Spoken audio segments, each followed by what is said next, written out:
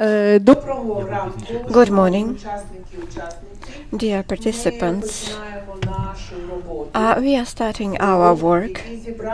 The forum that brought together over 70 organizations of people with disabilities from different regions of Ukraine, here in Kyiv, international organizations, representatives of UN agencies and clusters.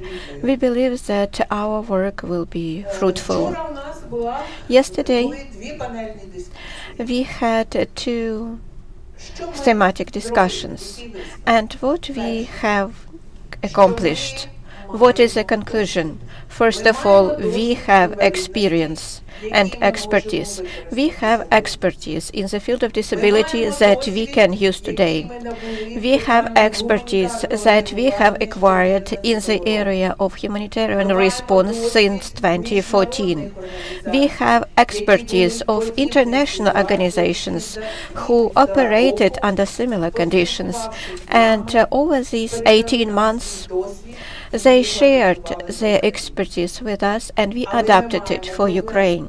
But we do have challenges that we discussed yesterday. During our discussion groups yesterday, we discussed barriers, accessibility, in accordance with inclusion standards for people with disabilities and older people, into humanitarian programs and plans. Some of these participants who were involved in these discussion groups agreed to present the key messages that we arrived at yesterday, and that will be developed further into recommendations. And naturally, we will launch a large advocacy campaign to make sure that these recommendations are included into a humanitarian strategy and humanitarian plan for the next year. So, moving on to our agenda for today, let me introduce. Let us first introduce ourselves. I'm Evgenia Pavlova, chair of the All-Ukrainian Foundation for the Protection of Children's Rights. I'm Larissa Baida, and I work as a secretariat of the National Assembly of People with Disabilities that brings together over 100 organizations created and led by people with disabilities and organizations that are based in different regions in Ukraine. So we are starting our forum, and this forum is the first step in the large-scale advocacy campaign to make sure that people with disabilities and older people are included into humanitarian programs for the next year. Let me introduce the key speakers who will say welcome remarks.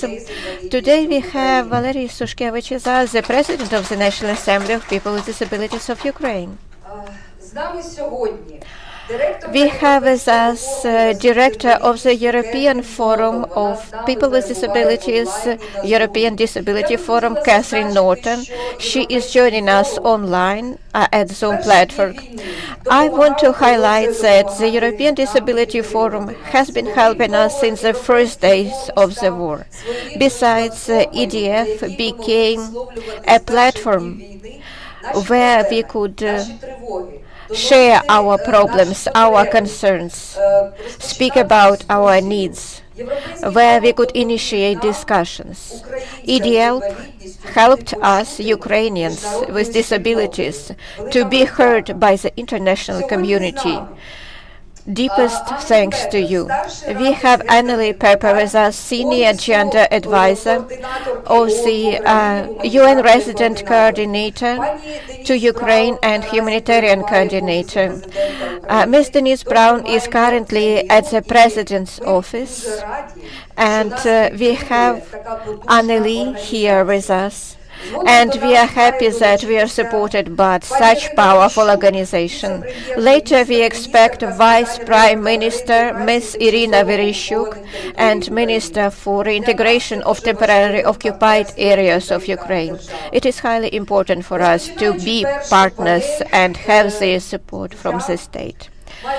Starting the first panel, I have the honor to give the floor to Valery Shushkevich.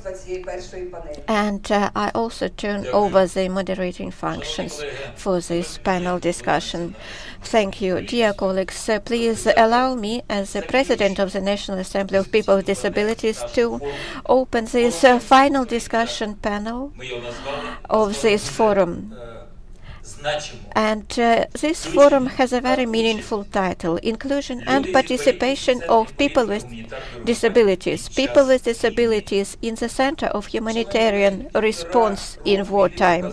Dear colleagues, these 18 months of the war have demonstrated that today we have three directions emerging in humanitarian response. First direction, first actor is the state.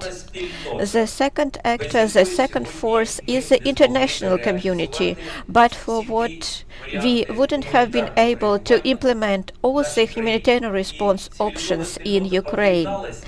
The civilized community came together to help Ukraine, understanding that by doing so they protect not just Ukraine, but Europe itself, the entire world, from aggression, from murders that are now perpetrated by the aggressor state.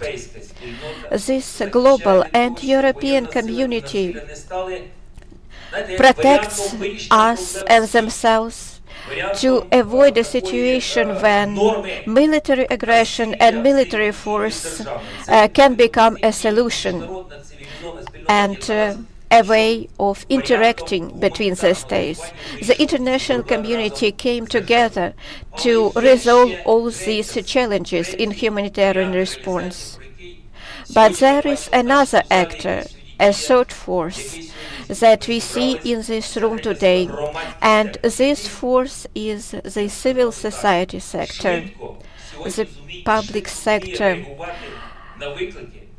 who are able to respond to challenges promptly and can mobilize and consolidate people, members of civil society, make difficult but quick solutions and act the way we can act. NGOs of people with disabilities took a proactive stand. People with disabilities, among all the population groups, are one of those that are most affected by the war. And we are all aware of that, and I believe the state is aware of that. But there is one more aspect. Unfortunately, this population group is growing day by day because of the military aggression, because of the things that are perpetrated by the aggressor state. The theme of disability is becoming increasingly globalized. Over 20 years, the National Assembly of People with Disabilities, similar to other organizations of people with disability, in close cooperation with public authorities and European partners, has been working to improve the quality of life of people with disabilities, to ensure their right. And the war made us to place maximum focus on supporting these people, because this is a real social problem and challenge for thousands and practically millions of people with disabilities. Over 18 months of the war and 18 months of our practical work in the humanitarian response field, the National Assembly has acquired tremendous experience, I would say, because in cooperation with other organizations of people with disabilities locally, we worked to create temporary accommodation shelters for people with disabilities. We looked for housing for them, ways to transport them, and to provide social and cash-based assistance, humanitarian assistance. We have been involved in this work since the first days of the war. We believe that our experience and the experience of other stakeholders that are present in this room, and we do have this experience, this expertise, it must be considered when the new humanitarian response plan is developed for 2024. And we talked with the representative of the UN about that. We talked about it with other agencies, international organizations. The humanitarian response plan for the next year can be significantly revised and improved in cooperation with us. We want to give this message across that people with disabilities and organizations of people with disabilities are not just passive recipients waiting to help, to be helped. We want to convey this understanding that people with disabilities and organizations of people with disabilities are active players, I would say, in the humanitarian field. They are people, organizations who can help, who can organize this help and support, who can make a meaningful contribution into the victory of Ukraine. NGOs of people with disabilities, like nobody else, have very good understanding of the needs of these people and know how to meet these needs both during peaceful times and during this horrible time of war. As I mentioned before, representatives of over 70 organizations of people with disabilities, practically from across Ukraine, came to participate in this forum. They are parents of children with disabilities, people who represented, advocated the interests of people with disabilities and helped to resolve their challenges. These are older people as well. These are civilians and military servicemen who were wounded and became disabled during this war. And as we said before, yesterday we had our first day of work and discussions, and our member organizations, representatives describe the challenges and barriers that people with disabilities face on a daily basis. They shared their experience of resolving these challenges. But most importantly, our discussion groups developed recommendations to improve the situation in the humanitarian field, and we drafted such recommendations.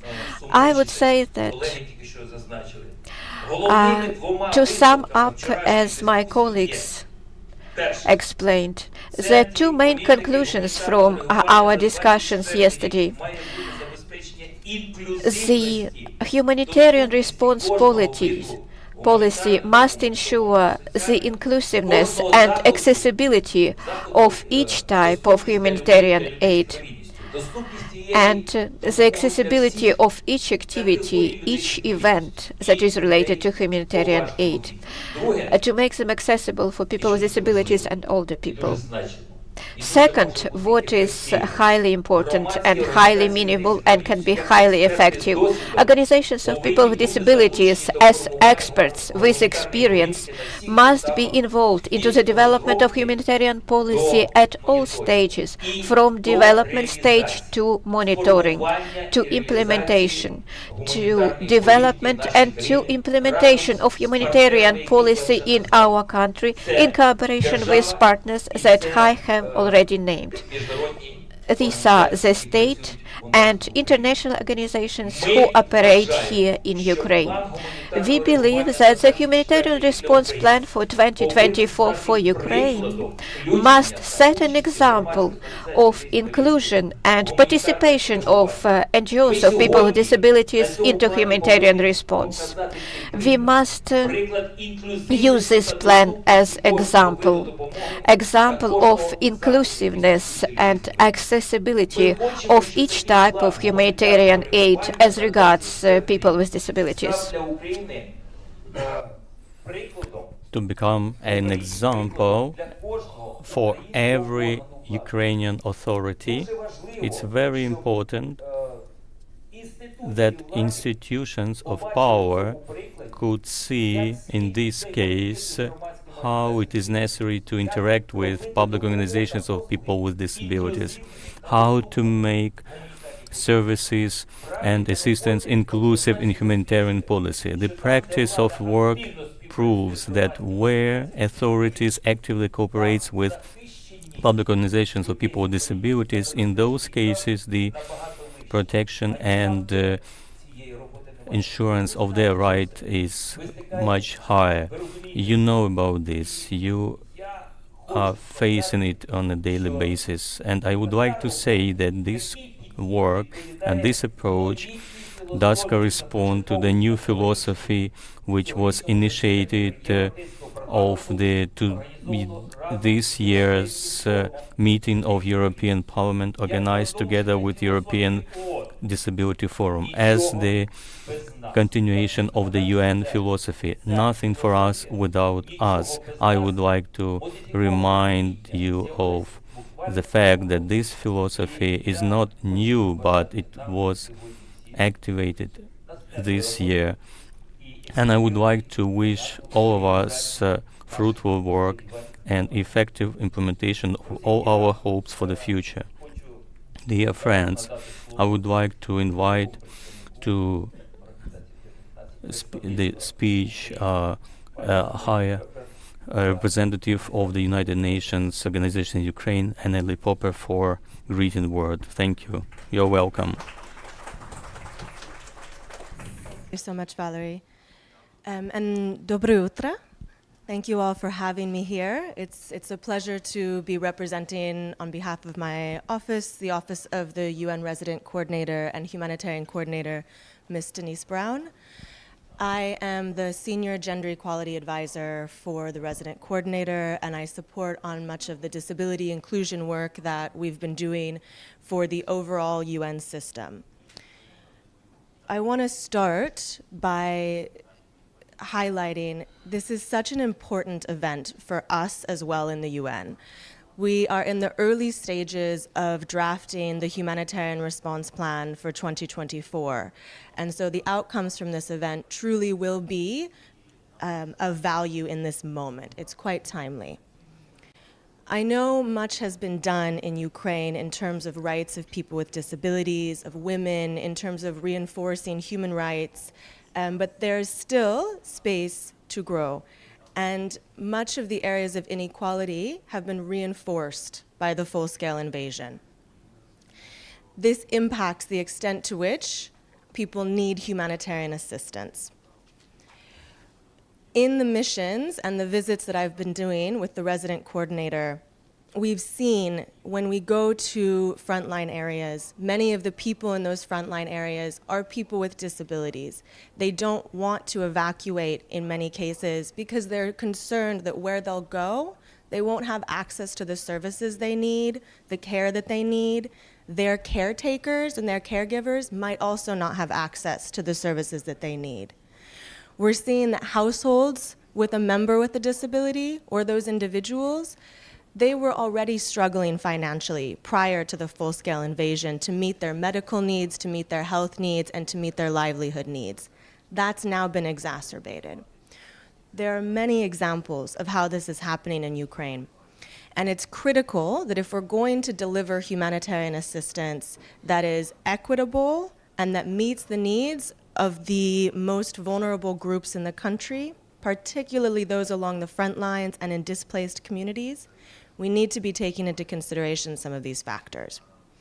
Now, I will not pretend that I'm an expert in issues of disability inclusion in Ukraine. That's not my job. I rely on the national organizations of people with disability, such as the National Association of People with Disability, who's hosting this event, League of the Strong. We work with several other national OPDs to ensure that when we talk about what the main issues are, it's coming from you. It's coming from the national OPDs. Because you're the experts in what needs to be happening. You're the experts in how we can improve our services. The Resident Coordinator's Office earlier this year held a roundtable dialogue, which I believe many of those of you in the room, your organizations were represented at the dialogue. That dialogue was between national organizations of people with disability and UN senior leadership at the very highest levels in Ukraine to discuss what are the key issues in Ukraine for humanitarian response and how do we respond to them. That was in April. Following that, we established the Disability Task Team. The National Association of People with Disabilities is a member, as is League of the Strong and Fight for Right. It also includes UN agencies, international NGOs, and that's a coordination space to manage some of the issues that are coming up and to find solutions. We have several other coordination spaces, and within our office at the resident coordinator level, we're recruiting members of the Ukrainian disability movement to be in our office so that we have a direct liaison with you. I highlight these today because in the context of talking about humanitarian response planning, we need to be able to come together, both in a space like this, but also at a technical level and a strategic level to say, who's the pen holder? Who's going to be actually writing down these things? So I think it's very interesting for us from the UN to hear the recommendations from this group, and it'll be equally interesting after this meeting to go through concretely what needs to be in the humanitarian response plan and what maybe needs to be in the implementation of that response plan at the frontline level, at the local authority level, at the project level, so that we can ensure we use the humanitarian response plan for our planning in 2024, but we also use the recommendations from today, looking forward into other entry points.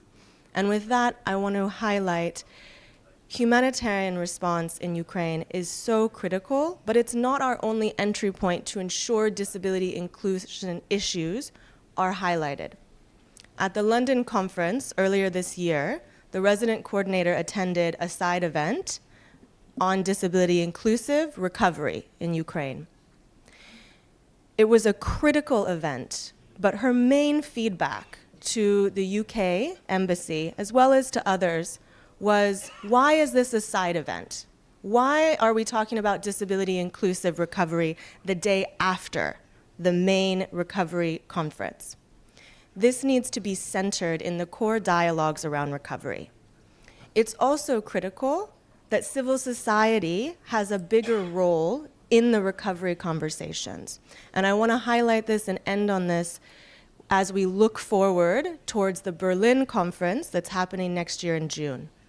I encourage you to think both about humanitarian assistance, and I'm also interested in hearing how we can better engage with organizations of people with disability in Ukraine to promote your voices next year in June at the Recovery Conference, and to ensure that these issues are central to that discussion.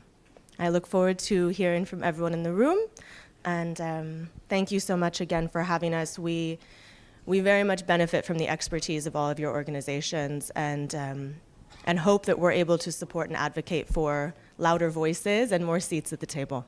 Thank you. Thank you very much, Enli. Thank you very much.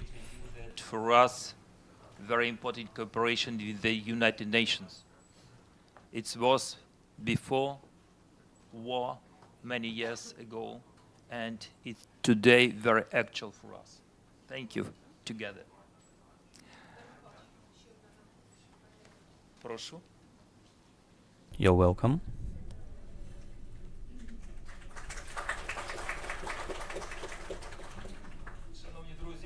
Dear friends, I'm pleased to introduce the Vice Prime Minister for reintegration of temporarily occupied territories, Irina Vereshchuk.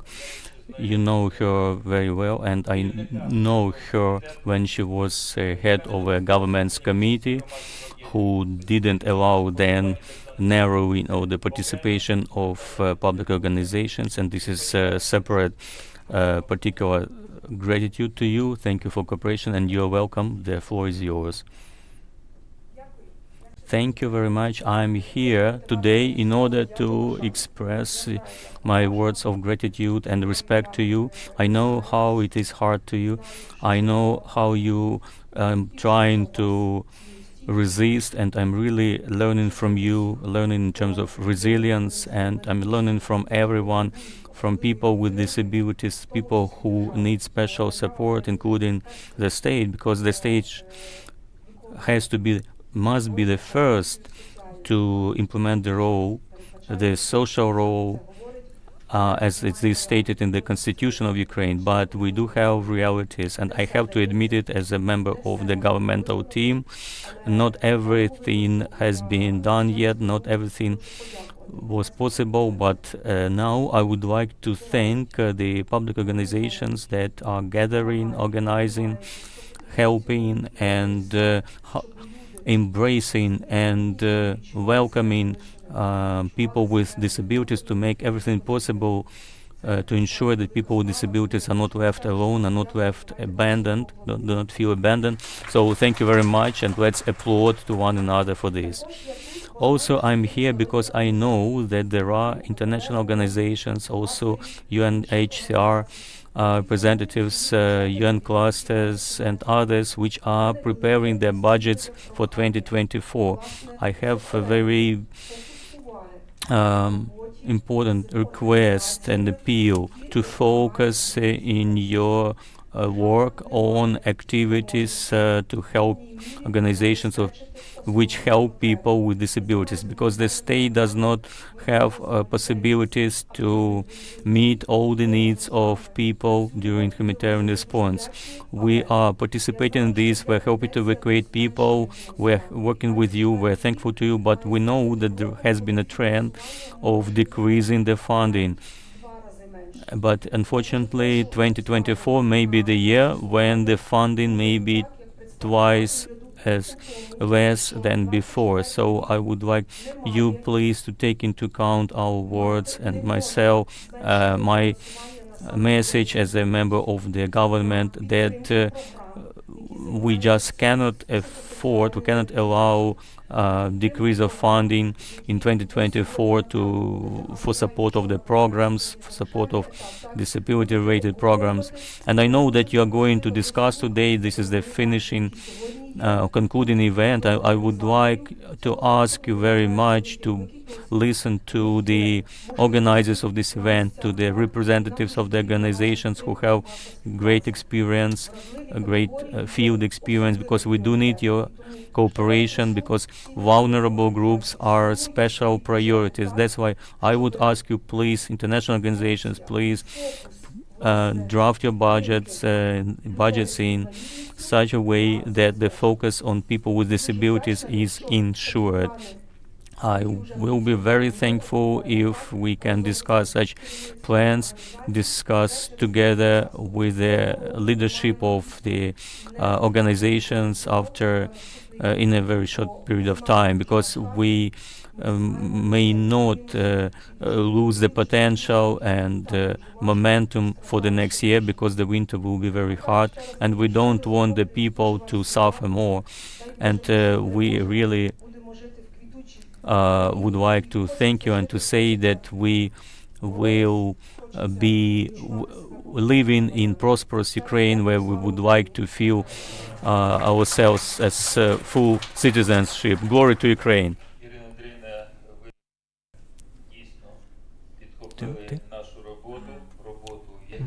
Irina Andreevna, you took these lines and took these ideas and you moved further with them. These discussions were related to our requests and our ideas for the humanitarian response plan. And preliminary conclusions were drafted. They will be finalized.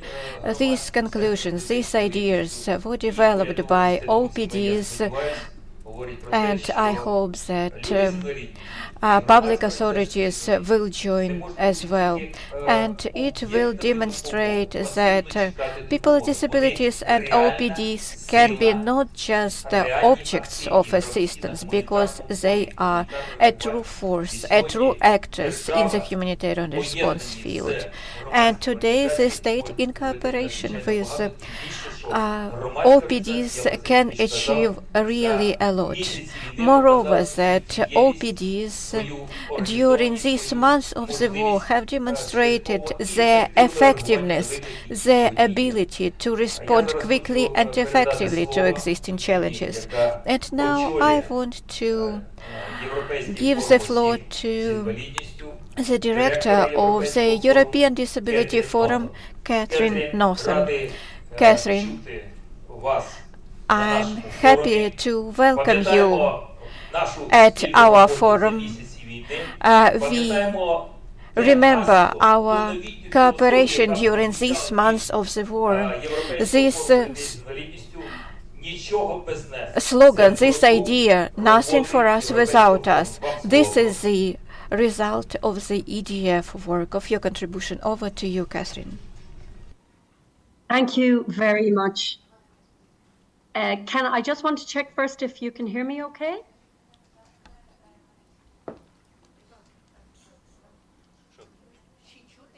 Yes, fabulous. very good, we listen, please. And look you. Thank you, this is great. I would like to start by thanking the National Assembly of Persons with Disabilities and the International Federation of Electoral Systems for jointly organising this forum this morning. Dear President of NAPD and Resident Coordinator's Office, representative of government, UN and partners, I'm very honoured to address you all this morning, and I'm actually really sorry not to be there with you. I would really like to thank the National Assembly for the continuous cooperation that we have had since the full-scale escalation of the war of Russia against Ukraine. I'm the director of the European Disability Forum, and we're proud to count the National Assembly as a member of EDF. And I bring greetings from the colleagues here in EDF, from our president and board and our members across Europe who are in full solidarity with the people of Ukraine during this terrible war. I would like to congratulate you on organising this event today, because it's really important that persons with disabilities, as was mentioned by previous speakers, discuss and decide on the priorities for the humanitarian plan for 2024 in Ukraine. I was really grateful to hear the words from the Resident Coordinator's Office about the fact that people with disabilities are being recognised, and there is a space both in discussion of humanitarian response and also for the reconstruction, including the conference next year. My colleagues and I will read the recommendations coming from your meeting very carefully, and we will use them for our advocacy at the level of the European Union. Currently, we are working to try to ensure that the European Union's actions are fully inclusive and accessible to persons with disabilities. We'll use your recommendations in our advocacy for the Ukraine Facility Tool, which is the new regulation which will guide EU funding in Ukraine. And we know that your priorities, because we've discussed many times with many of you. I recognize some faces here. We know it's to ensure persons with disabilities directly receive humanitarian assistance, but that there's also accessible and inclusive reconstruction in Ukraine involving people with disabilities and their representative organizations. We have, in the EU and in Ukraine, shared commitments to the UN Convention on the Rights of Persons with Disabilities to create accessible and inclusive societies, doing away with outdated segregating institutions, and creating accessible and inclusive communities where people with disabilities can live independently with their families, with access to the support that they need to participate on an equal basis with others in school, in employment, in all the activities that we all do. And we look forward to return to peace in Ukraine so that you can go ahead and live your lives as you should be able to. We wouldn't have been able to do this work as intensively with you without the support, the financial support of CBM International, who supported us, and through us, DPOs in Ukraine and neighboring countries, right from very soon after the full-scale escalation last year. So I'd like to thank CBM International. We will also have some more funding coming from the German Federal Foreign Office, which we really appreciate as well.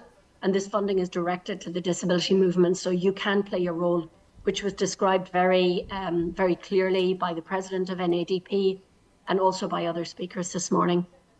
So we'll continue. I want to give you my commitment that we continue to work with you to influence the Ukraine humanitarian response, the accessible and inclusive reconstruction, and we look forward to Ukraine as a country and Ukrainian civil society, including the disability movement, been part of wider European Union civil society in an expanded future peaceful European Union where Ukraine is also a member. Thank you very much for inviting me, and I'm looking forward to listening to what I can this morning. Thank you, Catherine. Thank you for your speech.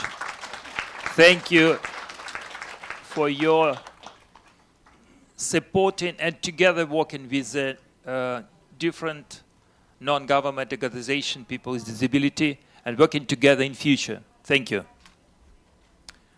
Шановні друзі,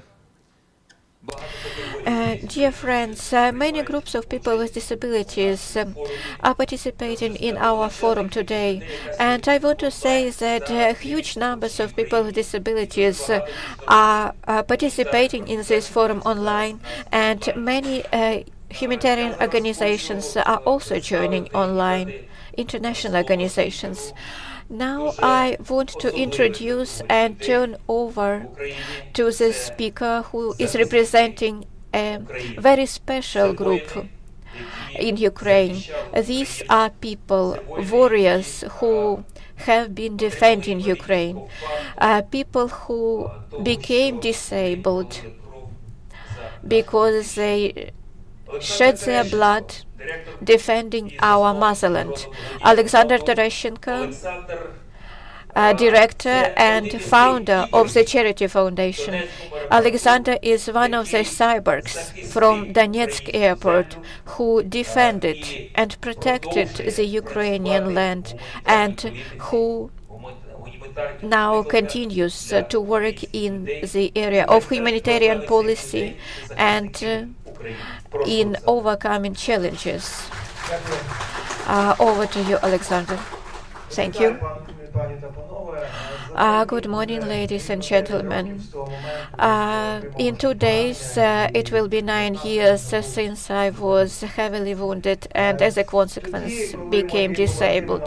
When my brethren tried to stabilize me and save my life, I said, do shoot me, how am I going to live without my arms? And I didn't realize at all how I was going to live without my arms. But they saved me, and I started to fight for my life. And returning back to full normal life, I fought for it, and it took me years to feel independent again. And now I'm happy that I can be useful and I can support my family and I can support my country that is now fighting for its survival. And it is very important. Years ago, I started working with soldiers who lost their eyesight, and it was very hard for them because they became invisible for the society. Their life became unbearable when they were diagnosed and when they were told that they are not going to regain their eyesight, and they just were forced to stay within 4 walls. And now we are working together with my colleagues on successful cases to bring them back to full normal life. Mostly these are young men and women who are active, who are motivated, and who can and want to contribute to their country, to our country, and they need help in returning back to independent normal life. That's why I want to ask you to make it one of the priorities to support people who lost their eyesight during the war. And another aspect, for most people, the issues of accessibility, inclusion, and disability becomes really meaningful and significant when the person becomes disabled themselves. That's why I do believe that we need to include the theme of awareness raising and education for all humanitarian players, so that we all speak the same language in the area of disability, and first of all, to preserve their dignity. to avoid a situation when we have to respond to the problems of inaccessible structures, inaccessible buildings. Thank you. Glory to Ukraine. Thank you, Alexander.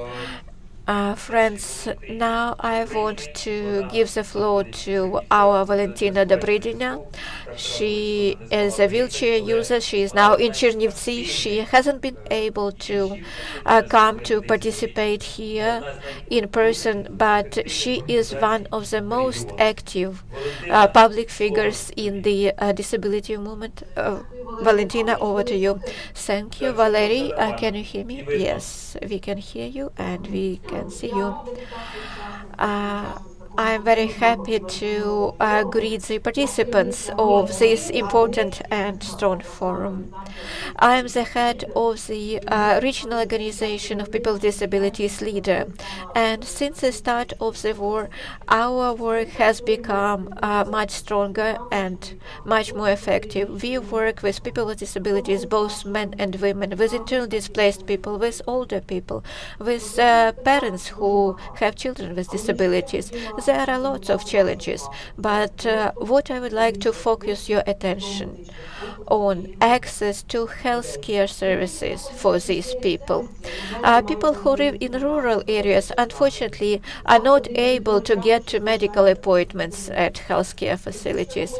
They are often not accessible. There is an issue of ethical or non-ethical communication between healthcare practitioners and people with disabilities. Sometimes the healthcare facility is accessible, but there is no transport to travel, or this healthcare facility doesn't have accessible equipment, and mobile healthcare team don't always reach certain areas and villages. But in spite of all these problems, we have positive practices. Since the start of the war, we have fitted out 3 inclusive hospital wards. It may be surprising to you, but when in a rural area, in a remote area, a person is hospitalized, a person with disability, he or she can't use a regular toilet there. That's why the National Assembly used the national regulations for construction of healthcare facilities to create such accessible wards. In Chernivtsi region, we have 3 such accessible wards. One ward in one hospital and 2 wards in another hospital in internal medicine and surgery departments. And they're accessible for people with disabilities, for wheelchair users. Besides, the local government of Starozhnitsky community supported us in this initiative, and they fitted out 1 more inclusive hospital ward. There are many things that can be used by people with disabilities now, because there are accessible facilities such as shower. It doesn't require a big budget. What it requires is common language and understanding, cooperation between OPDs and local government bodies, regional administration.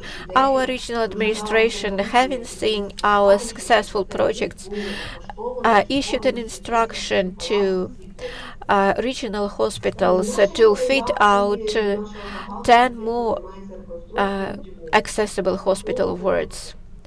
Our request to you, to people who are now involved in renovating and reconstruction, do take these issues into account. And one more thing I want to highlight, the access of healthcare services to people with disabilities. I would like to thank the National Assembly of People with Disabilities and Valery Suskevich, Larissa Baida, Victoria Nazarenko for close cooperation in this area, because thanks to their cooperation and support, we have been able to implement such project. Thank you for your attention. Thank you, Valentina. You're welcome. If possible, I would like to respond. Thank you so much to you and your team and everyone who joins the humanitarian response activities in regarding IDPs and children and people with disabilities. I would like to add a few statements, if possible. We have coordination centers created at our regional military organizations, and these centers include the head of the center and his or her deputy, who is responsible for people with disabilities, elderly people, and children.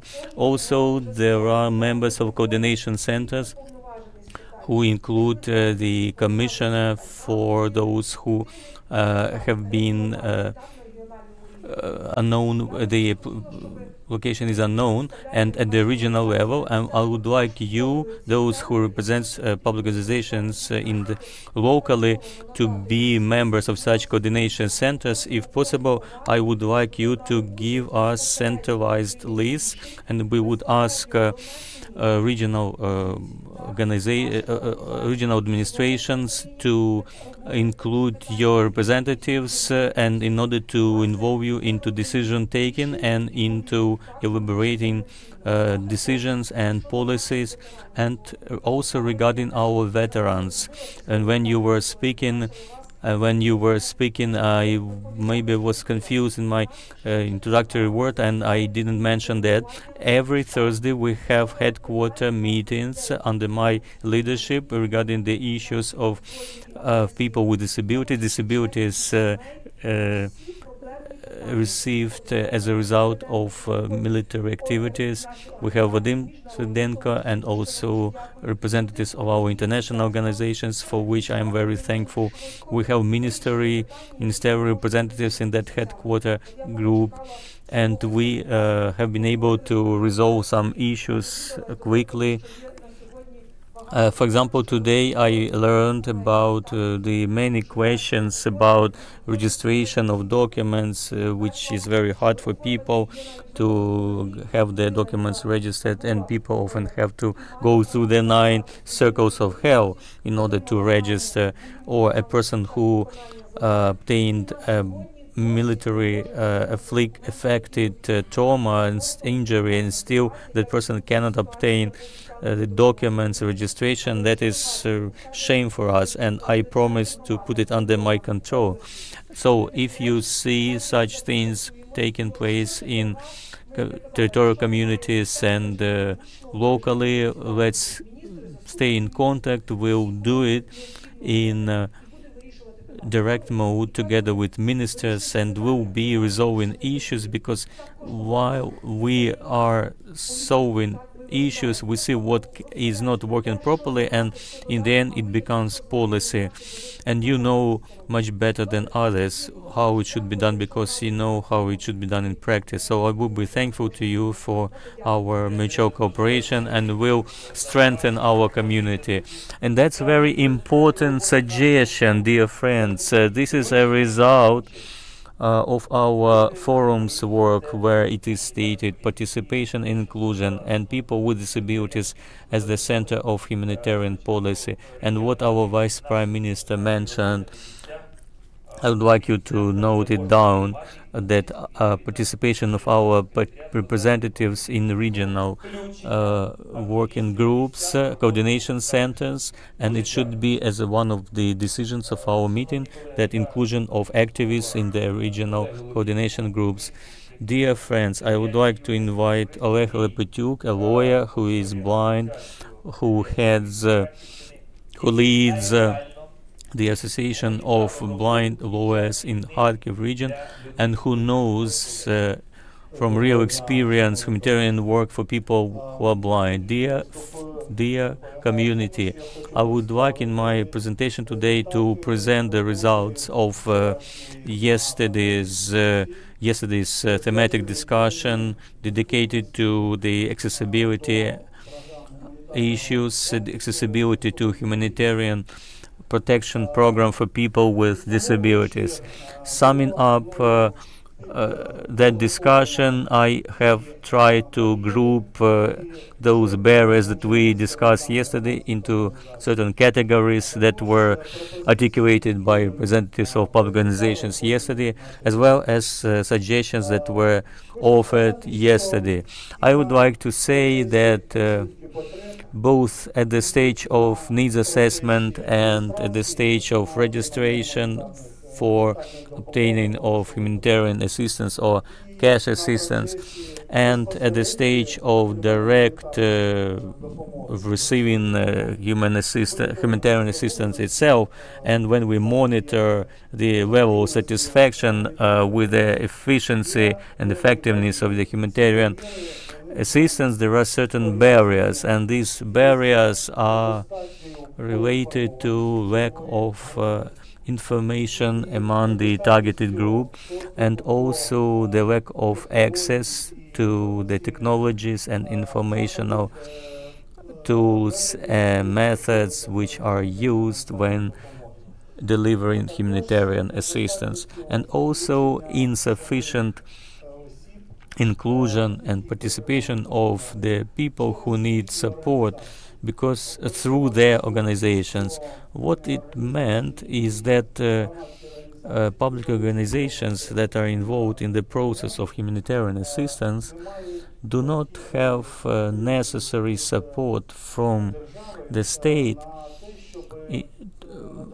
in order to provide and deliver humanitarian assistance and promote humanitarian assistance in the amount necessary. So they lack sustainability, such organizations. And the main point that was raised yesterday was that we need to improve and broaden the coordination among the providers of humanitarian support in the sphere of protection, including the state sector, international sector, and public sector of Ukraine, because it is through dissemination of such coordination that the vector of the center of focus of attention will be shifted onto the person with disabilities, because the organizations that are uniting people with disabilities, they are most knowledgeable of the needs of people with disabilities, and the use of their expertise in the field of humanitarian assistance delivery is a key point in order to consider. So it's not enough to look at person with disability as just a beneficiary or an object. This approach has to be changed, because public organizations of people with disabilities are very active, and this has been proved by the practices of supporting such people in the wartime period. And today and now the main proposal is to strengthen the role and improve the coordination of the activities of public organizations. I would like to add great gratitude to international organizations for the support that is can be felt by public organizations and people with disabilities throughout these times of crisis that we are all in. Thank you. Thank you, Oleg. Dear colleagues, I would like to invite to the presentation the head of regional organization of people disabilities in Vinnytsia region, Svetlana Demko, a person who has been able at the beginning of war and throughout several months, first months of the war, who was able to arrange help to those affected by the war and to help them find support, shelter, and services, social services. Dear colleagues, greetings to everyone. I am the head of Public Organization Association of the Protection of Rights of People with Disabilities, and then its name is Open Heart. and we call such organizations as parental organizations in Ukraine. I would like to stress today what our mothers, our fathers, our families are feeling. The war has ruined the lives of Ukrainians and has dispersed us around the world. And children, people with disabilities and those taking care of children with disabilities had to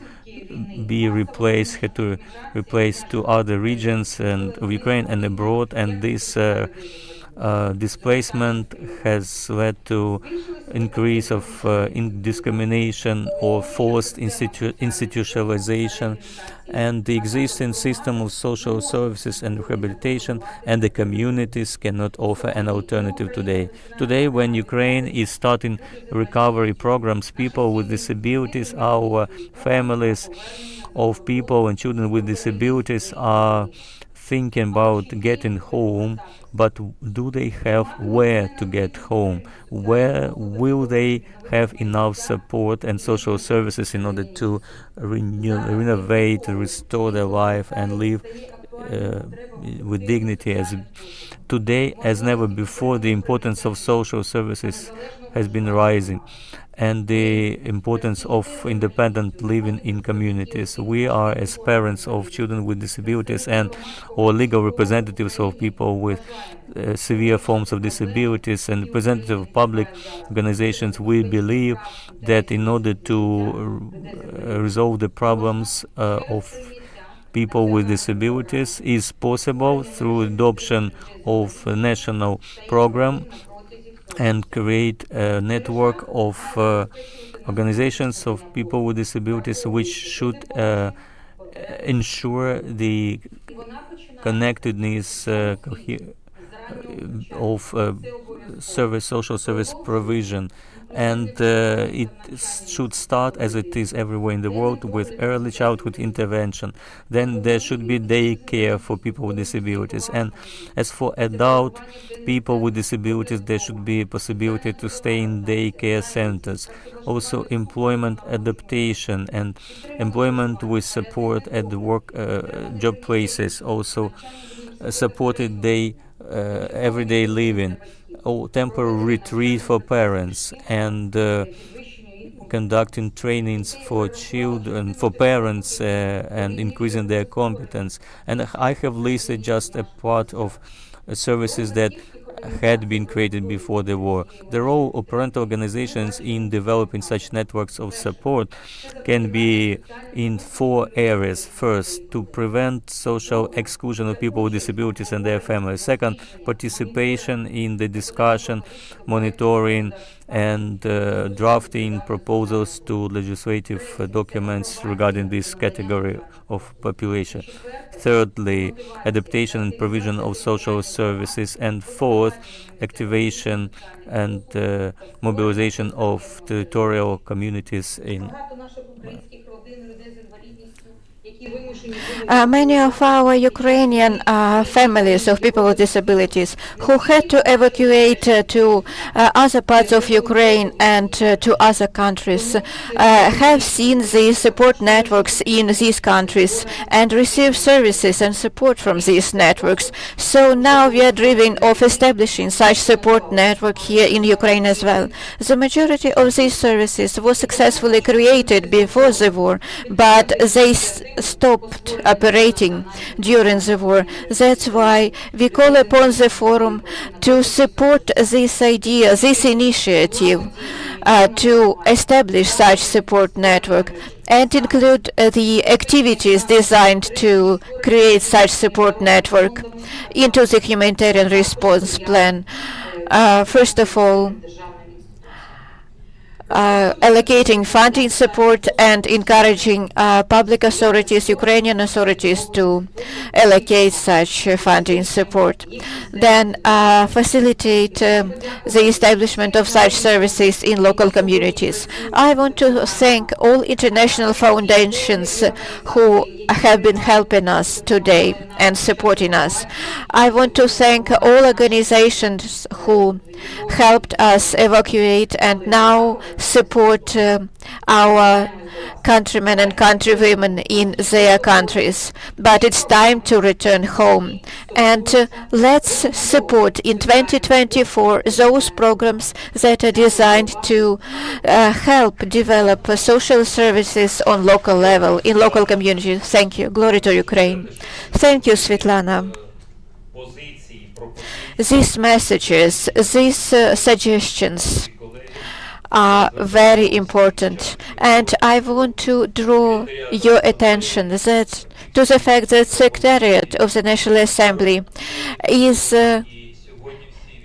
keeping the record and writing down all the suggestions, and they will be finalized and shared with all our partners to facilitate the work to develop the humanitarian response plan for 2024. Our next speaker is Irina Tverdokhlyb, head of Poltava regional organization. Irina is a person who helped study all issues related to cooperation with public authorities and everything that can be done by OPDs to support people with disabilities during wartime. Over to you, Irina. Do you have the microphone?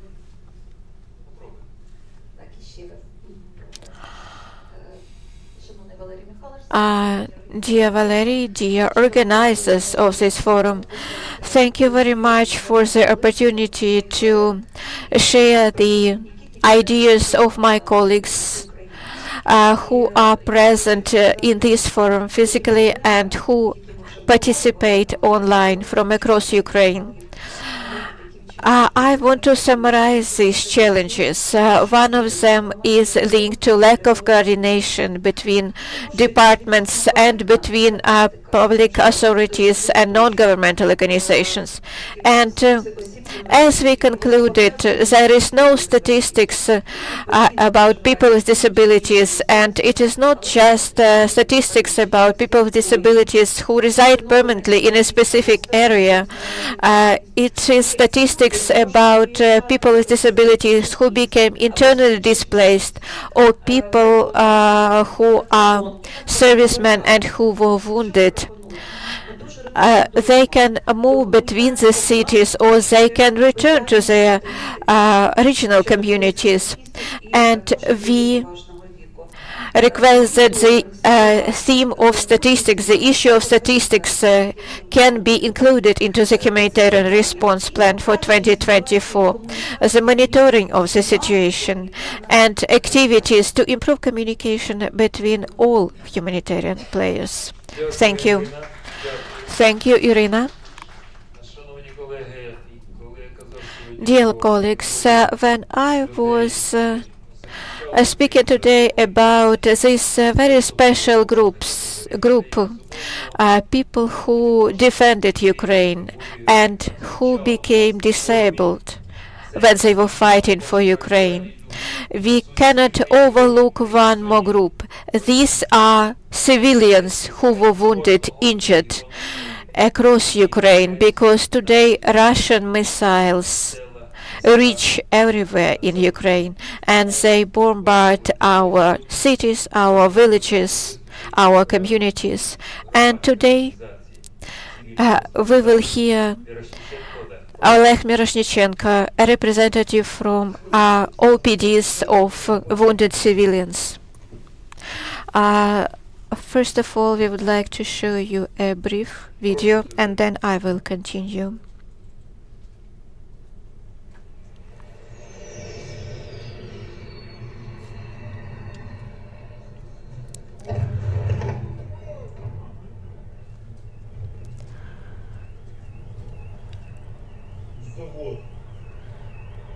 The plant. One more. Another one.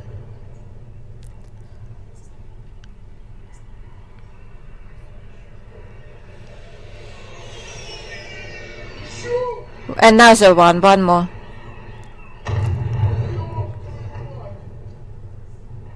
Bastards.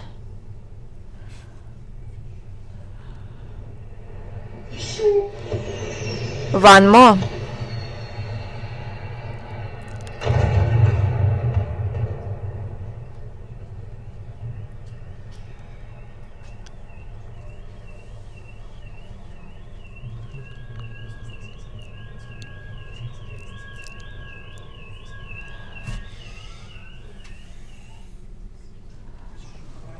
What you have just seen is unfortunately not a horror movie. This is our reality. And unfortunately, some people become witnesses and they see it with their own eyes. Greetings to all participants. I represent organizations of civilians who were wounded, who were not combatants, but they suffered as a result of the wide-scale aggression of the Russian Federation against Ukraine. Our purpose is to support and help people like us, civilians who were wounded, injured during the war. And we adhere to the same message, to the same motto: nothing for us without us, nothing for people with disabilities without people with disabilities. And we support the idea that the opinion of people with disabilities must be taken into account in policy making. I represent organization of people with disabilities, injured civilians, and all efforts of the Cabinet of Ministers, the President and the government are focused on helping the army. We understand this purpose of concentrating all resources to victory. But the problems of wounded civilians also require to be discussed and solutions need to be found. And we insist that the humanitarian response plan for 2024 also should include the considerations for problems faced by wounded civilians. The organizations of people with disabilities Airlight, which I represent now, believes that the humanitarian response plan should cover all people who were injured and affected, who were wounded, irrespective of the causes of such wounds and injuries. A pilot of a reactive airliner, I was wounded and became unfit to continue to serve. This ended my career. It is not important where the person was located when this person was injured, whether in Lviv region or in Kiev city. The entire territory of Ukraine is now affected by the drone attacks and missile attacks, and all people with disabilities must be equal in this support, not just those who reside in war-affected areas. Thank you for your attention. Together we will win. Thank you, Oleg. Dear colleagues, the philosophy and the approaches of the National Assembly in relation to the humanitarian policy and ensuring equal access to everyone. It applies to all people who were wounded, affected, injured, everyone who became disabled, and also people who have hearing disabilities and who are limited in their opportunities to access information. And now I want to turn over to Oleg Shevchuk, head of the Ukrainian Society of the Deaf. Oleg will speak about the support and the policy for people with hearing disabilities. Thank you. Dear colleagues, the Ukrainian Society of the Deaf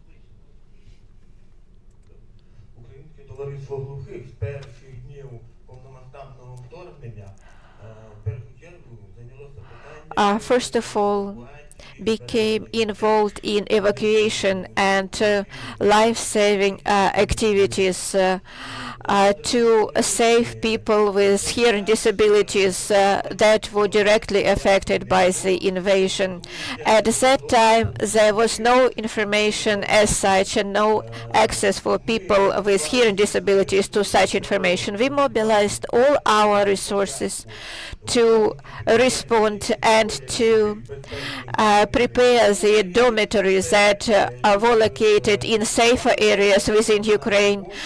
People evacuated, and we funded it from our own resources. Our organization undertook all these costs to evacuate people to the western areas of Ukraine. After that, we started communicating with the colleagues, leaders of organizations of deaf people in all regions within Ukraine, in other countries, so that they can welcome and host Ukrainians with hearing disabilities in their countries. We believe that we succeeded, and today a very important work is to meet the needs and help people who now reside in areas that are directly affected by military hostilities or that are located that are adjacent to such areas. We participated in all programs designed to help people with disabilities on the national and regional level. And today, what is important to do? Yesterday in our group, we discussed the availability and accessibility of air raid shelters. I would like to contribute one more consideration here. The Ukrainian Society of the Deaf has enterprises for people with disabilities, and these enterprises have air raid shelters. But if these enterprises are maintained by local authorities, these air raid shelters are maintained by local authorities as well. But if the enterprises are maintained by our society, we need to use our own budgets and our own efforts to make sure that these air raid shelters are operational. For example, power generators. People with disabilities are now contributing to the war effort, and they work in these enterprises to help manufacture products that help defend Ukraine.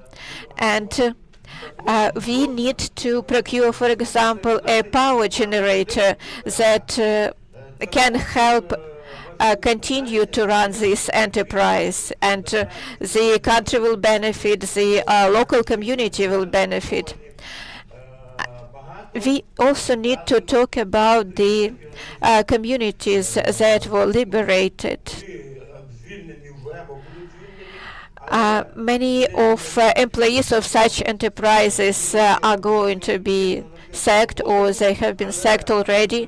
They need to be provided with jobs, but unfortunately their previous enterprise, their previous job place was either destroyed or damaged, and this is one of the issues that needs to be addressed. Unfortunately, there hasn't been enough progress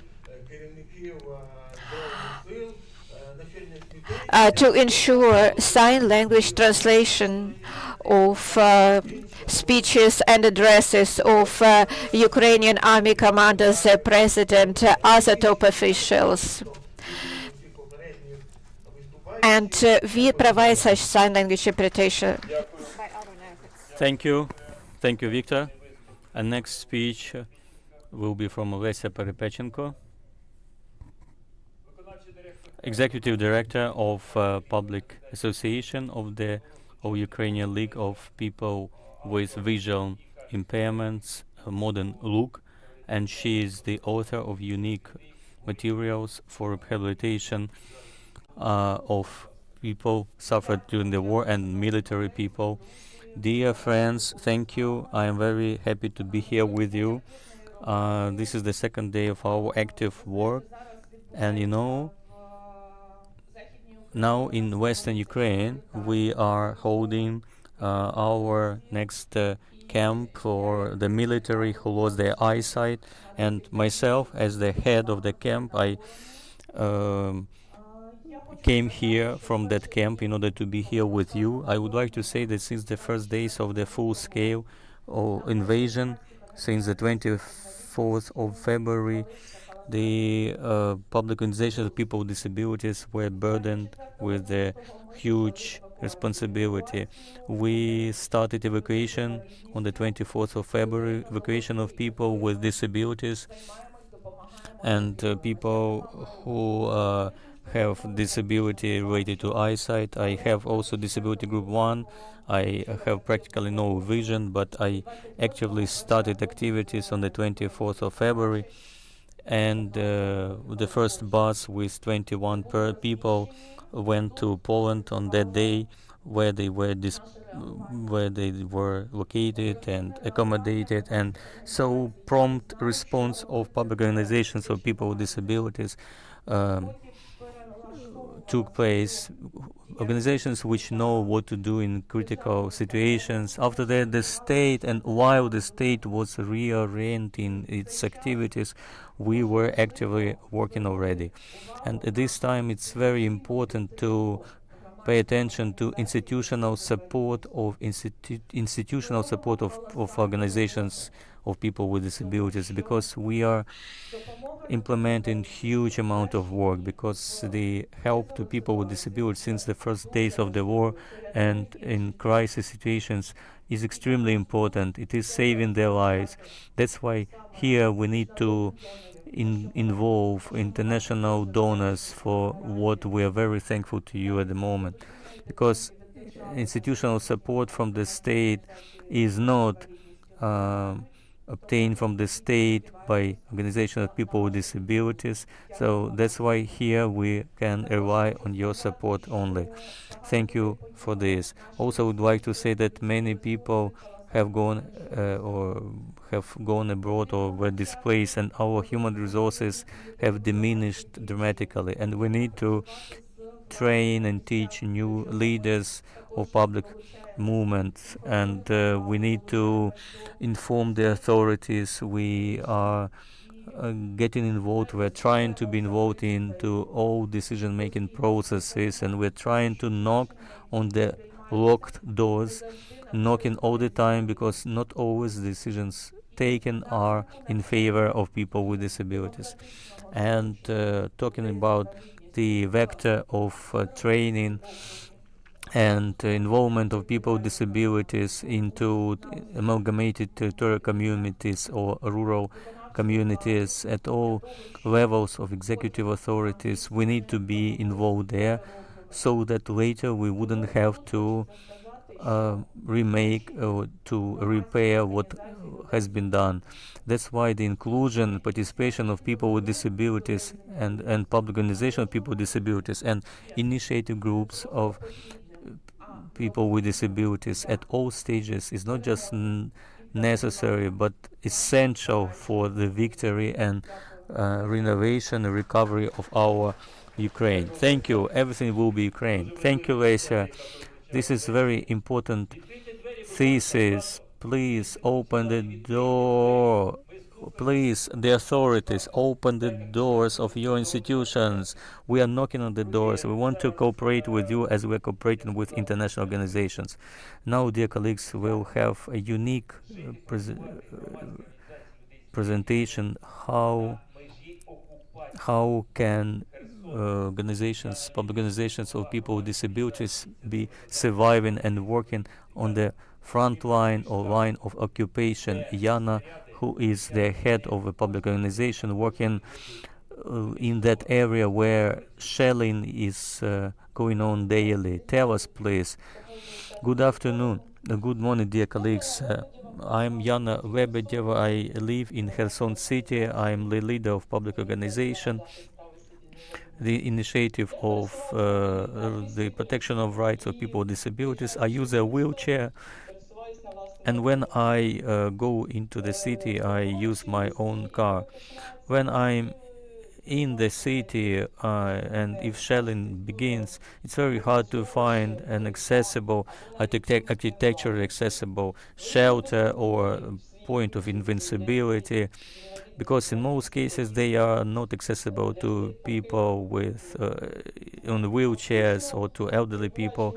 And in fact, staying in the city, I am without protection because I have limited access to such shelters. And that's why I would like to draw the attention of international and Ukrainian donors that humanitarian response plan has to include the issues of ensuring physical accessibility when when planning humanitarian response, because accessible and shelters are very important to all the groups of population without exception. The situation in Kherson is very difficult because many elderly people still remain there who have no access to humanitarian assistance because of the lack of information. There is no TV in Kherson.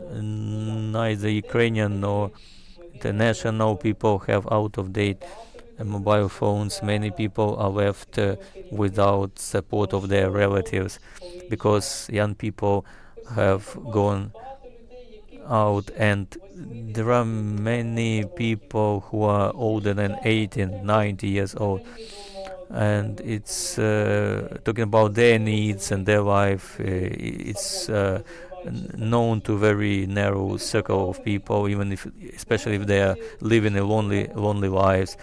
And elderly people cannot respond quickly to humanitarian assistance offers due to the lack of information or the lack of physical ability to get to the places where such assistance is delivered.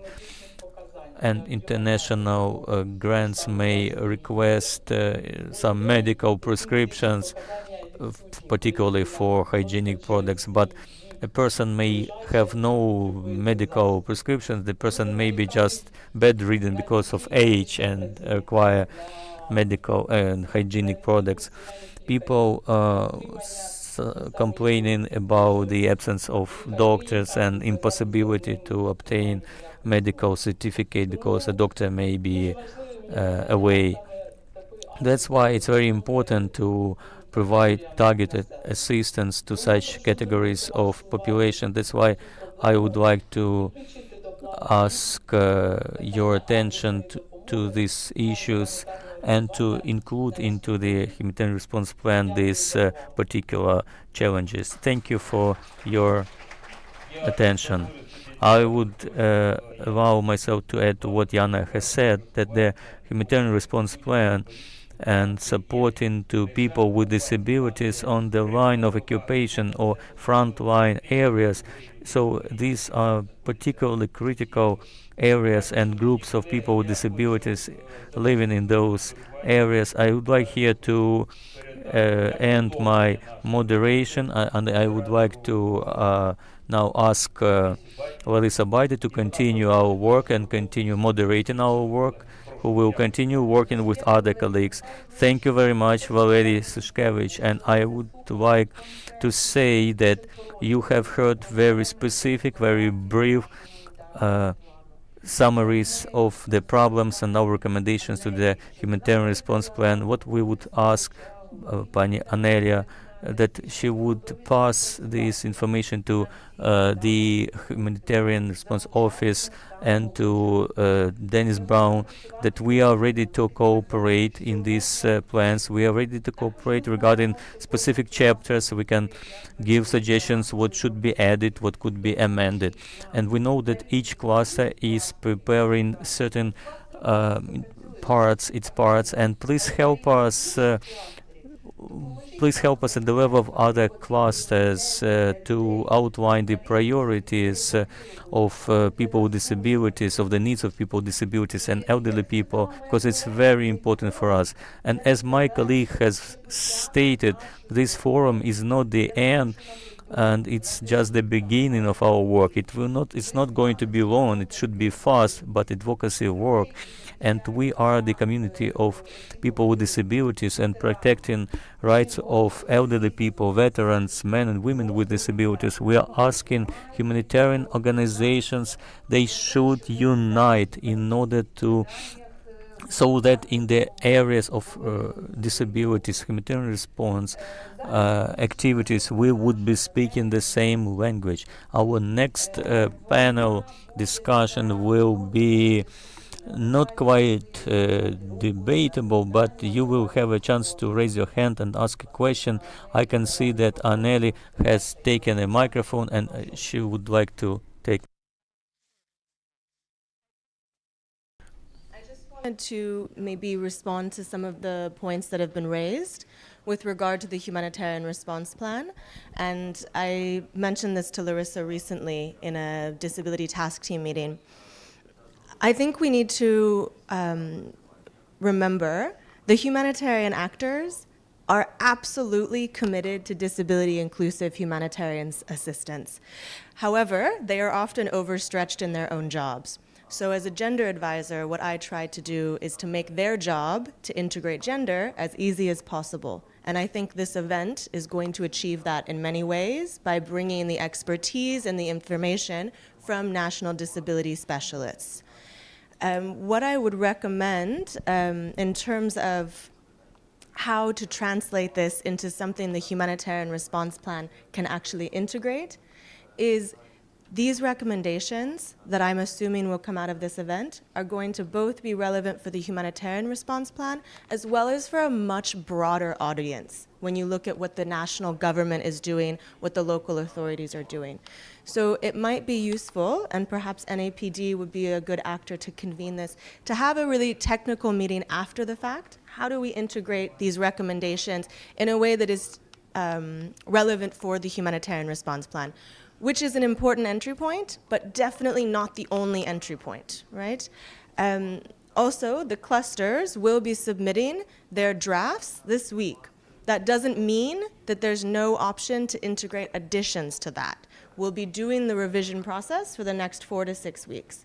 So please work with the disability task team. It's set up for this exact purpose so that we can integrate these things in a meaningful way. The UN is very much a partner with you in this, as are the international NGOs and the clusters. If we're not as responsive as you would like us to be sometimes, it's because we are trying to do so many things, but we are committed, and you can always contact me or the disability task team. Denise Brown's office, the resident coordinator's office, is deeply committed to these things. So bear with us. We want to make this a disability inclusive humanitarian response plan that can be a good practice globally, right? Not just in Ukraine. Thank you so much for your standing with us and for your understanding us and being with us. Thank you for your comment. Зараз, колеги, And now, colleagues, each forum is always a platform for communication and sharing.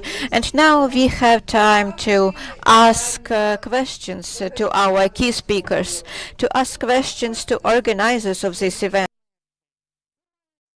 Express your comments.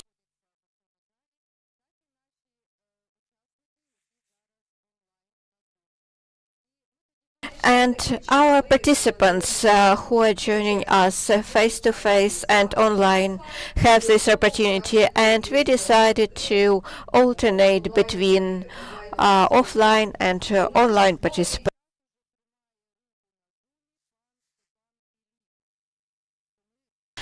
Stepan Philippe raised his hand a long time ago, so over to you.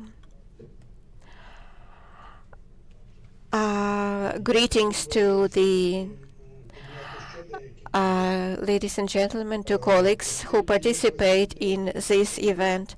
Since we have the Vice Prime Minister here, Ms. Vereshchuk, I would like to draw her attention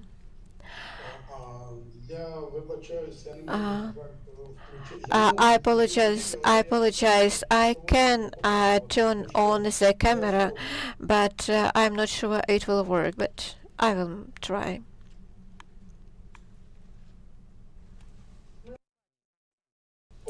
We can see you.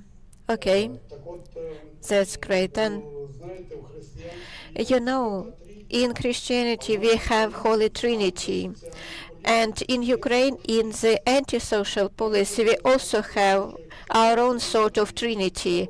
And I'm not going to name the names. And if Irina Vereshchuk is interested, I will share these names in personal communication. Unfortunately, the antisocial policy that we have witnessed in Ukraine that has led to sacking of hundreds of workers employed by the Ukrainian Society of the NEP, and nobody has been brought to account. So I will speak on behalf of the Ukrainian Society of the Blind. Sorry. This society, this organization unites over 30,000 of people with visual disabilities, but we don't receive any support from the state. And unfortunately, today in Ukraine, the UNCRPD that was ratified by our country 13 years ago is not implemented. Moreover, it is simply ignored. For example, the position of the Ministry of Social Policy is that the norms of the CRPD are not in line with the Ukrainian legislation, and in reality, these events affect many blind people in Ukraine. And I'm saying that the state gives almost no support to blind people, and this is a global problem. Thank you very much. I must interrupt you here. We didn't notify you from the very start that the contributions are limited to 3 minutes. We understand that you highlighted the need to support the Ukrainian Society of the Blind and people with visual disabilities. Do we have comments from the floor, or do we have participants who are joining online and who raise their hand? When you start speaking, please introduce yourselves very briefly, your city, community, your organizations. Greetings, I'm Maria Shamonina. I lead NGO Pokrova. Rights-based organization SHIELD. Since the start of the war, we have supported people with disabilities with humanitarian aid. We have been working with partners, with social organizations, with OPDs, and we have encountered these problems. There are people with disabilities that are not members of any organizations, or they don't have a formal status of people with disabilities, but they have severe diseases, and they do require support, significant support from the state, from international organizations, from local organizations as well. For example, we receive a request from an OPD and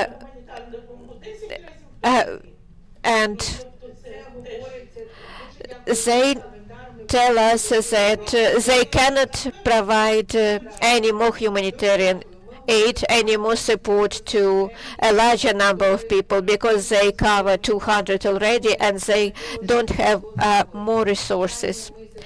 Yes, it was one of the ideas that we discussed yesterday, how to avoid duplication.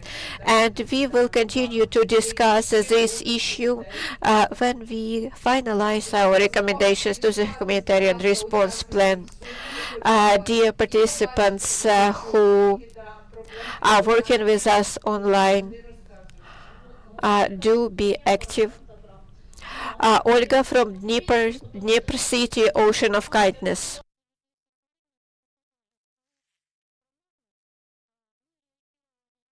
OPDs did demonstrate their capacity and their potential. Since the force till the 21st of March last year, we evacuated people, then we deployed a center as a temporary accommodation place, and we supported 1,300 of people with severe disabilities who are bedridden, but the state didn't give any funding at all. We received support from the city authorities, from international organizations. We do have the coordination center in Dnipro city, but they are not in a hurry to invite us. Good morning. I'm Lisa Otlevanna. I'm a person with disability. I am a wheelchair user. I have been a wheelchair user for over 30 years now, and I live in a rural area. I want to know that people, women and girls that live in rural areas are very vulnerable. They are not protected. They don't know where to obtain information. There are villages that are difficult to access. There are villages which you cannot reach by a transport vehicle because of the roads that are so poor. So rural areas don't have access to information. Practically no access to information, and I would call upon you to pay attention to people who live in rural areas. Thank you very much, Marina. Do raise your hand. Now the microphone is being brought to you. Good morning, everyone. I'm Marina Balbets from Poltava. I lead the Ukrainian organization of the blind, and I'm manager for PIN project at the National Assembly.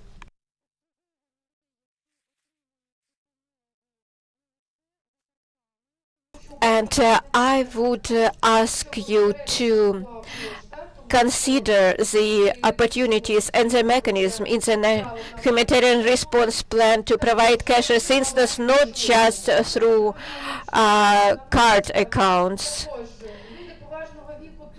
Also, older people require attention, and some older people have indications for formalizing their disability status, but the procedures are so complicated they don't even apply. During wartime, even in Poltava region, which is relatively peaceful, people suffer from stress, and this leads to increased needs for medicines and hygiene items. And the current policy of the state is that the prices are increasing and the social standards remain the same. They even become worse. Poltava region is not a region that is heavily affected by war, but in our region people have to use their own resources, their own incomes to procure basic necessities, and they need such support to maintain their basic living standards and be provided with the basic necessities. I'm talking about lonely people and people who are neglected because there is no one to help them. And the final comment relates to the access to information, because online services are often not accessible to people who are hard of hearing, who are blind, who have visual disabilities, and often they can't afford gadgets or devices to receive information. Yes, Irina, yesterday we had a specific discussion group on access to cash-based assistance, and they developed draft recommendations. We believe that we finalize them and circulate to the entire community. And yesterday in our discussion groups that Larissa and myself moderated, we discussed access to statistical data. That would help us to understand the need and to understand the resources that may be required. And I would address this question to our entire community, offline participants and our online audience, how to make sure that we can obtain this information, where this information, this evidence can be gathered, because public authorities are not in a hurry to provide it. Last week, our OPD Airlight officially wrote to regional military administration requesting to provide the list of people who were injured by missile attacks in Dnipro city. And the answer we received was that unfortunately they were not able to do it because the information is protected. It contains private personal data, and this is a problem. How this problem can be addressed? Thank you very much. Valerie, you wanted to comment just briefly.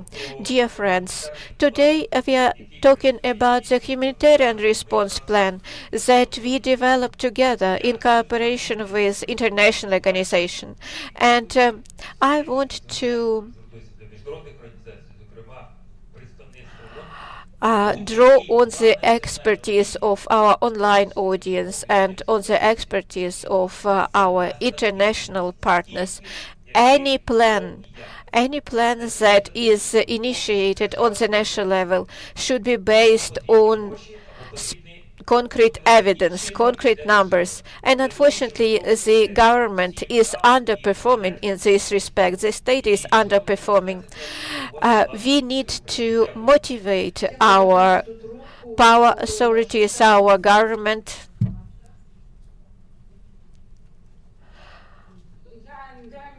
to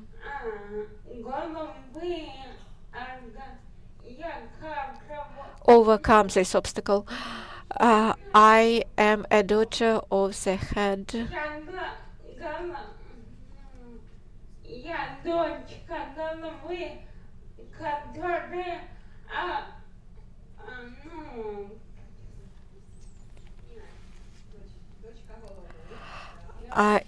the head of the chair of the OPD special children.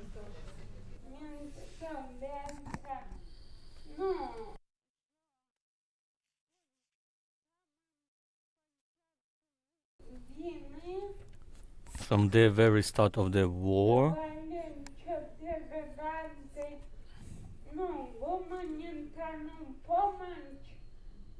I received a humanitarian response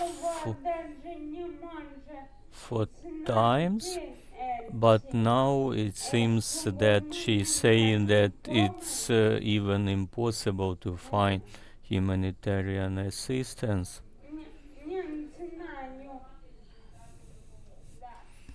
Hard to find and locate humanitarian assistance. Good morning, Oleg Sokolov. I work in the Odessa regional military administration. I would like to add that indeed at the beginning of the war, since Odessa had very many displaced people, and at the very beginning of the war there was really serious support, humanitarian support with food sets as well. And now, since we have many displaced people from Kherson, Zaporizhia regions, and we have many people from Luhansk and Zaporizhia since 2013, and unfortunately they stopped helping Odessa region. Thank you, Victoria. Now you're welcome, and then we'll be concluding our discussion. We'll be keeping to the schedule. I would like to pay attention to 2 points and to emphasize, although we have mentioned it before somewhat. Yes, we have more than 70 organizations, public organizations of people with disabilities, and during this year and a half we became tired, but we still keep working. And one of the tasks in front of us is to preserve our organization, continue working, and for this we need institutional support in order to be able to help people suffering from the war.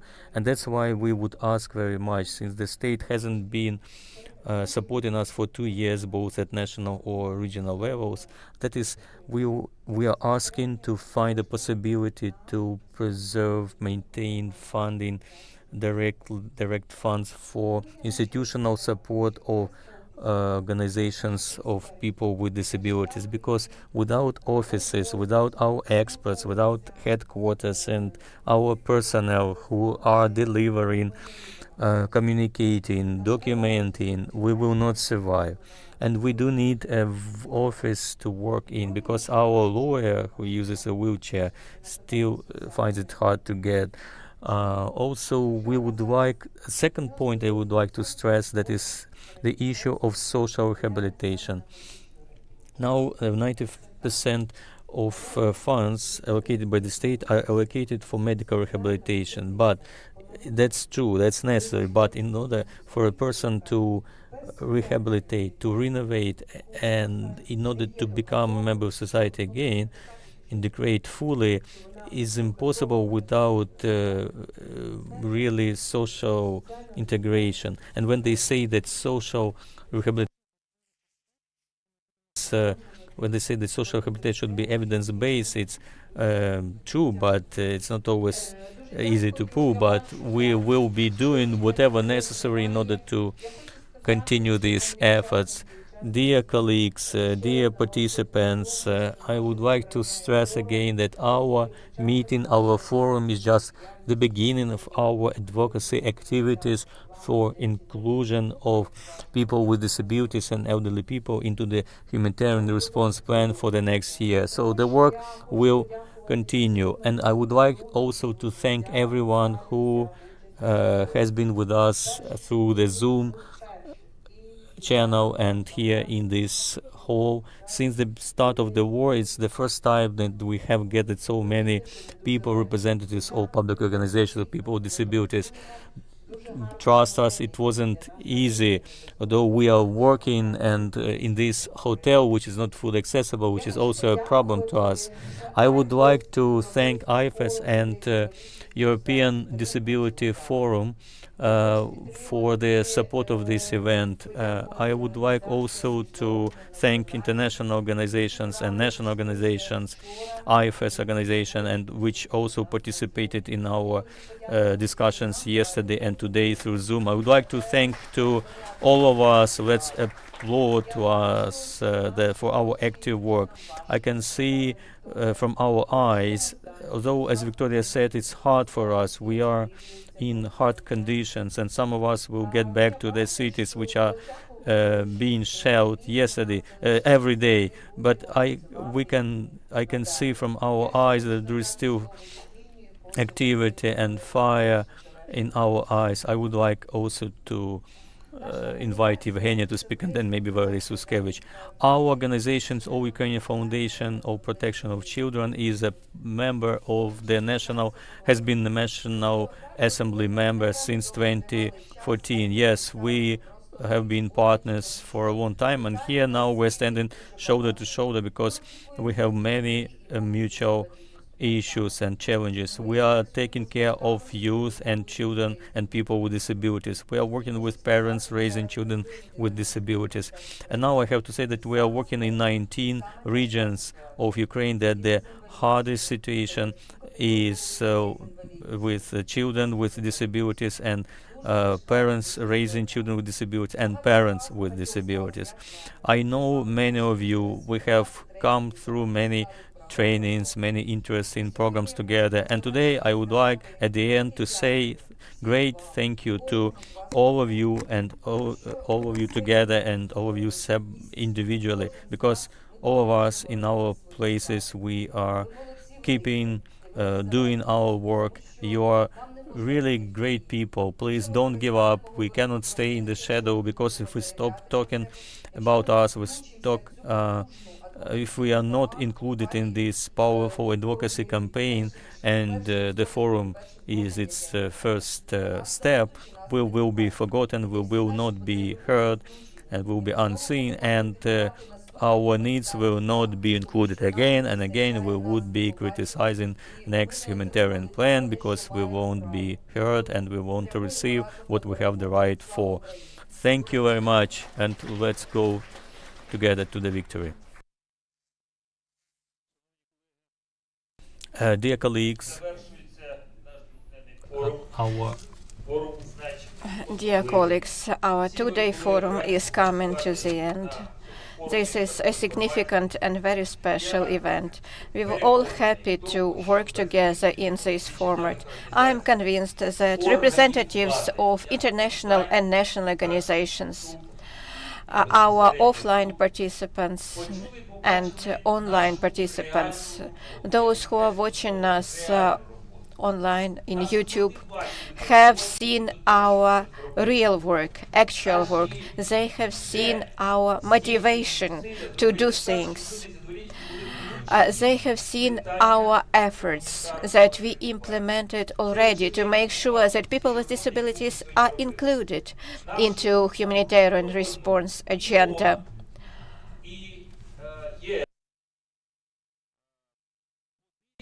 Both the UN and the EU have seen our policies that we are prepared to be providers of humanitarian response. We are prepared to cooperate as providers with national and international organizations. On behalf of all our member organizations, our colleagues, I want to express gratitude to all UN agencies because the National Assembly of People with Disabilities and the UN signed the Memorandum of Cooperation in 2007, and it was signed by Francis O'Donnell, the then UN resident coordinator to Ukraine, and myself. We agreed back then to cooperate in addressing the issues of people with disabilities, to join our efforts. And we set ourselves the objective to ensure that Ukraine does sign the UNCRPD. I am saying this now to stress how strong we are, because let's put it frankly, we made the government to sign the UNCRPD, and then we made the parliament to ratify it. I am saying that for the benefit of our dear colleagues from the UN. Back then we demonstrated our capacity and our potential. In 2006, the CRPD was signed, and in 2009 it was ratified. And to wrap up this forum, I also want to thank the European Disability Forum, the International Foundation for Electoral System that we have cooperated with for a long time, and many other OPDs and international organizations that have been helping us in our work. First of all, have been helping the National Assembly of People with Disabilities. We are grateful for millions of food supplies, food items, hygiene items provided by our international partners. We are grateful to OPDs for their support in evacuating people. And as Victoria said, today we are prepared to get involved into the implementation of the humanitarian response plan. But OPDs, in turn, need to be given institutional support, because it will determine whether we are able to continue to operate. And I am sure that international organizations are aware of this fact. We see everyone. We see everyone who needs help. We are not leaving anyone behind. And I want to thank all representatives of international and national organizations who have visited this forum today and who participated in our actual work. And I am convinced that recommendations prepared as a result of this forum recommendations to the humanitarian response plan for 2024 will be finalized in cooperation with, in consultation with everyone who contributed to this recommendation during this forum. And they will make sure that people with disabilities, vulnerable people, are protected. And they will make sure that the rights of people with disabilities can be ensured in Ukraine. Dear friends, I see your eyes, I see your motivation, I see your willingness. You have done very powerful work. And as my distinguished colleague said, we are going back to our local communities, we continue to work in the field, and we continue to achieve more and more progress in humanitarian response. Thank you. Now we invite you to treat yourself